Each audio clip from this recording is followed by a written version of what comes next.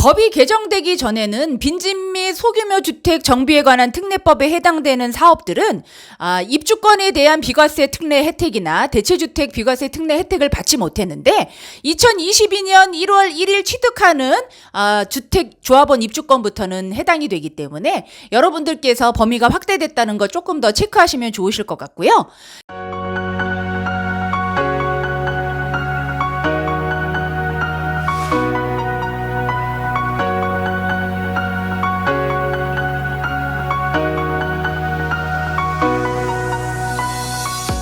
안녕하세요. 부동산 쑥쑥TV 부동산 키우미 조향숙입니다. 4월의 첫 소식 여러분들과 함께합니다. 밖으로 꽃이 활짝 피는 이제 모습들을 보게 될 것 같고요. 그리고 바람도 조금 더 따뜻해지는 기운을 느끼고 있습니다. 오늘도 여러분들과 특별한 시간 함께 하겠습니다.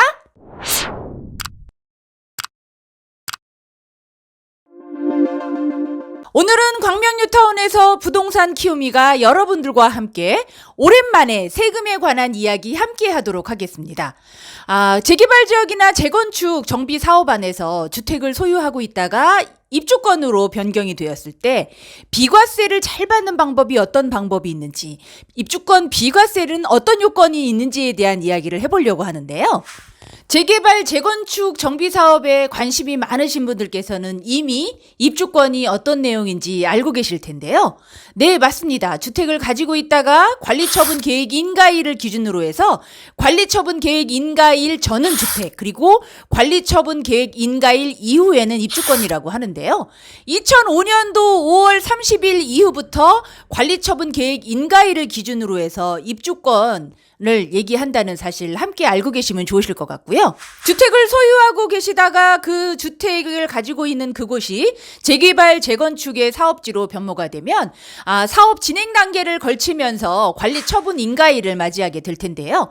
관리처분 인가일을 기준으로 해서 그 이후부터 나중에 아파트가 입주가 되는 사용 승인일까지 준공이 떨어지는 그때까지를 주택이 아닌 권리, 바로 입주권이라고 부르게 됩니다. 그리고 나중에 아파트가 지어지면 다시 주택이라고 불리우게 되는 건데요. 오늘 여러분들과 함께 나눌 1세대 1조합원 입주권에 대한 비과세에 대한 내용은 소득세법 89조 4항에 기록되어 있습니다. 조합원 입주권을 한 개 보유한 1세대 도시및 주거환경정비법 제74조에 따른 관리처분 계획의 인가일 및 빈집 및 소규모 주택 정비에 관한 특례법 제29조에 따른 사업시행 계획 인가일, 인가일 전에 기존 주택이 철거가 되는 때에는 기존 주택의 철거일, 그리고 현재 제3호 감옥에 해당되는 기존 주택을 소유하는 세대, 이게 바로 1세대 1주택 비과세 요건에 대한 내용인 거고요.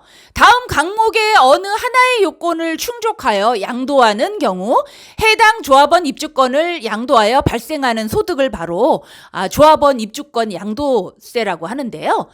다만 해당 조합원 입주권의 가액이 대통령령으로 정하는 기준을 초과하는 경우에는 양도소득세를 과세한다라고 합니다. 여기에서 대통령령으로 정하는 기준은 이번에 바뀐 2021년 12월 8일부터 개정된 비과세 12억 초과에 대한 내용인 거고요.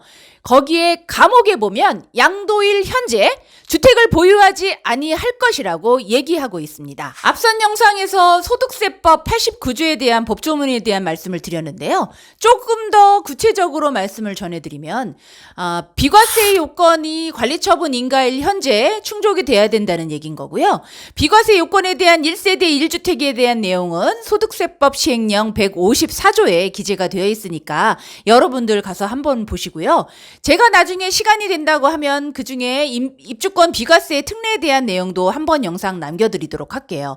그리고 입주권 매도 시에 다른 주택이 없을 것이라고 합니다. 물론 일시적 2주택은 가능하다고 하지만 입주권 매도 시 다른 주택이 없어야 되고요. 주택이 아닌 입주권은 권리이기 때문에 원칙적으로는 비과세 혜택을 못 받지만 관리처분 인가일을 기준으로 그 전에 2년 보유, 조정대상 지역일 경우에는 2년 거주 기간에 요건을 채운다 그러면 비과세 혜택을 받으실 수 있다는 걸 다시 한번 체크하면 될 것 같고요.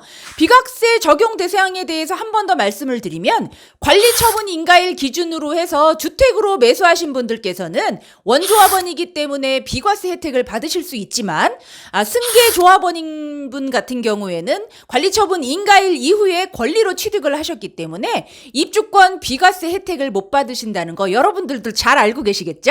소득세법 88조 9호에 조합원 입주권에 대한 정의가 나오는데요. 그 조합원 입주권에 대한 내용엔 재건축 사업, 그리고 재개발 사업, 그리고 소규모 재건축 사업이 조합원 입주권에 해당이 됐었습니다.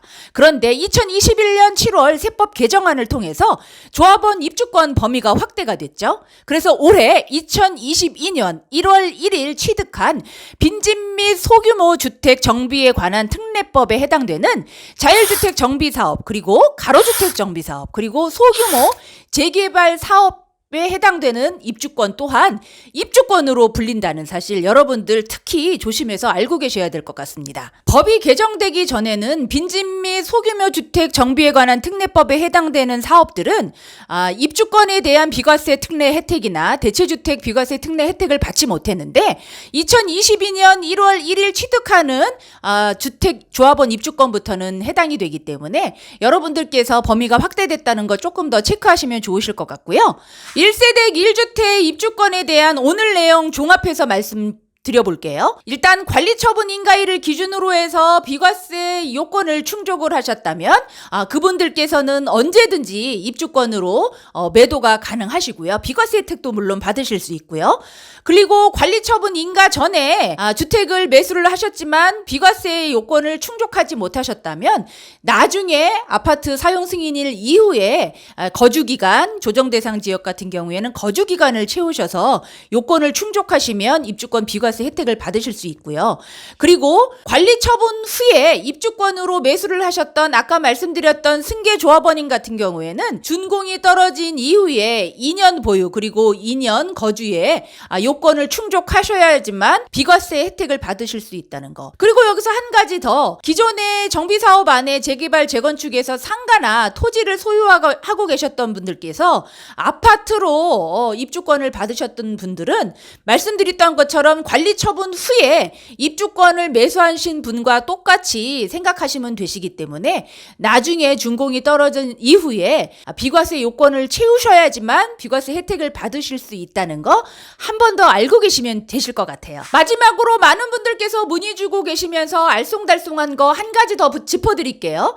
양도세 같은 경우에는 관리처분 인가일을 기준으로 해서 주택, 그리고 관리처분 인가일 이후에는 입주권이지만 취득세 같은 경우에는 관리처분 인가일 기준이 아닌 주택이 멸실되는 거를 기준으로 해서 멸실이 되기 전에는 주택, 그리고 멸실이 된 이후에는 입주권으로 불리운다는 사실 잊지 마세요.